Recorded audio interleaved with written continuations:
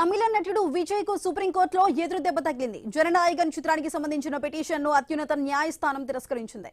Madras high court division bench ను ఆశ్రయించాలని ఆదేశించింది.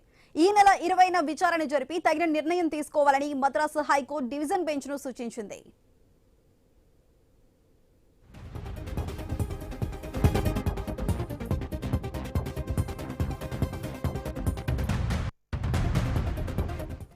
జననాయకన్ చిత్రానికి సర్టిఫికేట్ జారీకి స్టే విధించిన మద్రాసు హైకోర్టు ఉత్తర్వుల్ని సినిమా నిర్మాణ సంస్థ కేవిఎన్ ప్రొడక్షన్స్ సుప్రీంకోర్టులో సవాల్ చేసింది. సెన్సార్ సర్టిఫికేట్ ఆలస్యం అయితే సినిమాకు అన్యాయం జరుగుతుందని నిర్మాతల తరపు న్యాయవాది తెలిపారు. దీనిపై ఖచ్చితంగా జనవరి 20న తీర్పు ఇవ్వాలని మద్రాసు హైకోర్టు డివిజన్ బెంచ్ కు సుప్రీంకోర్టు సూచించింది. అయితే దీనికి సంబంధించి మరింత సమాచారం మా ప్రతినిధి గోపి అందిస్తారు.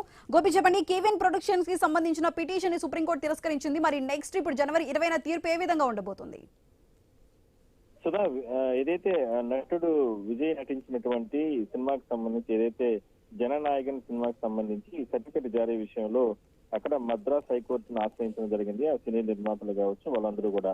బట్ ఏంటంటే దానికి సంబంధించి మాత్రం వాళ్ళు అక్కడ వ్యతిరేకత, అంటే మద్రాస్ హైకోర్టు అంటే దానిపైన ఎటువంటి నిర్ణయం తీసుకోకుండా ఉన్న నేపథ్యంలోనే వాళ్ళు సుప్రీంకోర్టును ఆశ్రయించారు. ప్రస్తుతానికి సుప్రీంకోర్టు ఇవాళ ఒక నిర్ణయం తీసుకొని ఈ నెల 20వ తారీఖు లోపల అక్కడే మద్రాస్ హైకోర్టు తీర్పు ఇచ్చే విధంగా కూడా ఆదేశాలు ఇవ్వడం జరిగింది. దాన్ని తప్పకుండా మద్రాస్ హైకోర్టు పాటించాలనేది ప్రధానంగా. ఎందుకంటే ఈ సర్టిఫికెట్ కి సంబంధించి సెన్సార్ సర్టిఫికెట్ కన్నా జారీ అవ్వకపోతే సినిమా ఆలస్యం అయిపోతుంది, తద్వారా కోట్ల రూపాయలు నష్టపోతాం అనేది ప్రధానంగా నిర్మాతలకు సంబంధించి వాళ్ళు ఆవేదన వ్యక్తం చేయడం జరిగింది. అందువల్లనే మద్రాస్ హైకోర్టును ఆశ్రయించినప్పటికీ కూడా అక్కడ వాళ్లకు న్యాయం జరగకపోవడంతోనే వెంటనే సుప్రీంకోర్టుకు ఆశ్రయించారు. సుప్రీంకోర్టు మాత్రం ఈ నెల ఎట్టి పరిస్థితుల్లో కూడా 20వ తారీఖున ఆ తీర్పుకు సంబంధించి ఇవ్వాలంటూ కూడా మద్రాస్ హైకోర్టును ఆశ్రయించడం జరిగింది. సో అప్పటి వరకు మాత్రం సెన్సార్ కు సంబంధించిన సర్టిఫికెట్ మాత్రం అంటే నిలుపుదల కంటిన్యూ అయ్యే అవకాశం అయితే ఉంటుంది.